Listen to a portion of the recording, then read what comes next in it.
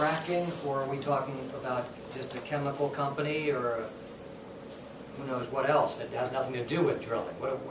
What's your main concern here? Well, our concern here is that the state acted without authority to change the way that chemicals are being monitored in the state of Ohio under federal law.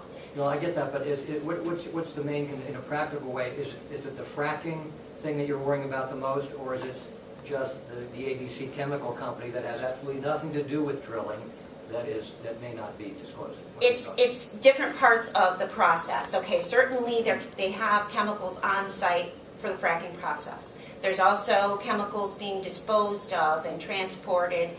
Those are not being adequately notified. Our local emergency management authorities are not being, our first responders are not being notified in a way that allows them to plan for accidents. And as Brian said, this is a model legislation that was floated around to many states. I believe it's passed in 5 states.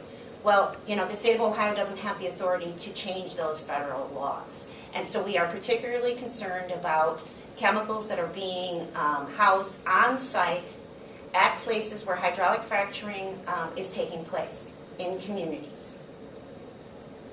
Right, the 3750.081 deals specifically with the oil and gas industry.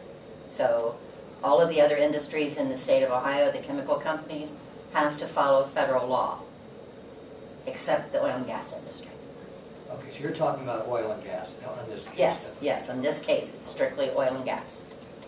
We had an example in the last few months of this D&L Energy in Youngstown, Ben Lupo, who was charged